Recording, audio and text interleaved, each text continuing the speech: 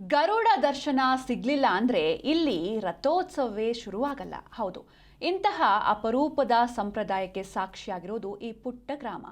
ವೈಶಾಖ ಪೂರ್ಣಿಮೆಯ ಪವಿತ್ರ ದಿನ ಕೋದಂಡರಾಮಸ್ವಾಮಿ ಬ್ರಹ್ಮ ರಥೋತ್ಸವದಲ್ಲಿ ಭಕ್ತರ ಸಮುದ್ರವೇ ಮಿಂದೆದ್ದಿದೆ.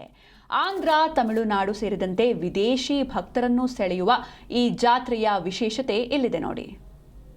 ರಾಮ ಶ್ರೀರಾಮ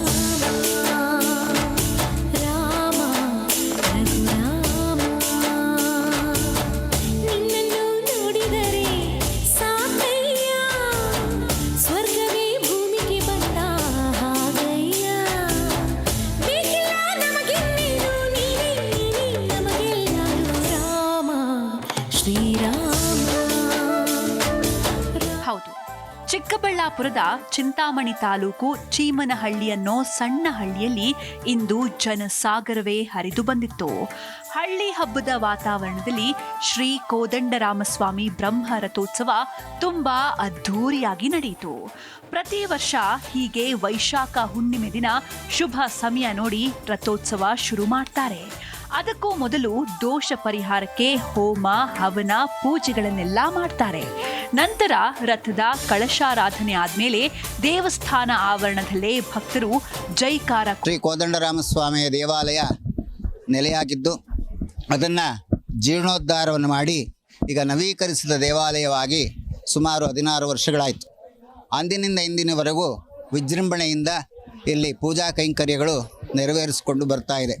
ಹಾಗೆ ಪ್ರತಿ ವರ್ಷ ವೈಶಾಖ ಶುದ್ಧ ಹುಣ್ಣಿಮೆಯ ದಿನ ಇಲ್ಲಿ ಸ್ವಾಮಿಯ ಬ್ರಹ್ಮರಥೋತ್ಸವವು ಯಥಾಸಾಂಗವಾಗಿ, ಸಂತೋಷಕರವಾಗಿ, ಆನಂದಕರವಾಗಿ ಭಕ್ತಾದಿಗಳ ಒಂದು ಸಹಕಾರದಿಂದ ತುಂಬ ವಿಜೃಂಭಣೆಯಿಂದ ನಡೆಯುತ್ತಾ ಇದೆ. ಇನ್ನು ಈ ಜಾತ್ರೆಯ ದೊಡ್ಡ ವಿಶೇಷ ಅಂದ್ರೆ ಗರುಡ ದರ್ಶನ.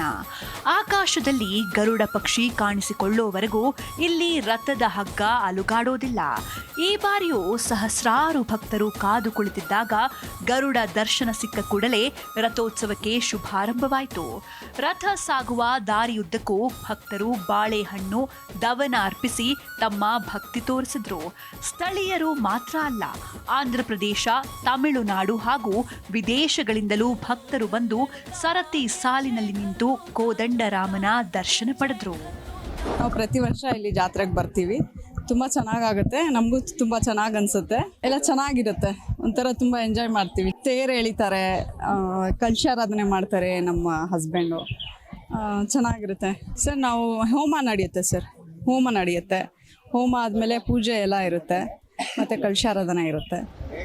ಒಟ್ಟಾರೆ ನಗರ ಜಂಜಾಟದಿಂದ ದೂರಾಗಿ ಹಳ್ಳಿಯ ಈ ಸೊಗಸಿನ ಜಾತ್ರೆಯಲ್ಲಿ ಭಾಗವಹಿಸಿದ್ದೇ ಭಕ್ತರಿಗೆ ಹೊಸ ಉತ್ಸಾಹ ಕೊಟ್ಟಿದೆ.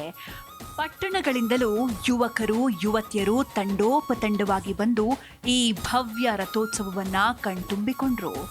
ಸಂಪ್ರದಾಯ ಮತ್ತು ಭಕ್ತಿ ಎರಡೂ ಒಂದಾಗಿ ಕಾಣಿಸಿದ ಈ ಬ್ರಹ್ಮ ರಥೋತ್ಸವ ಜಿಲ್ಲೆಯ ಸಾಂಸ್ಕೃತಿಕ ಹಿರಿಮೆಯನ್ನ ಮತ್ತೊಮ್ಮೆ ಎತ್ತಿ ತೋರಿಸಿತು. Satish S, Zee Kannada news, Chikkaballapur.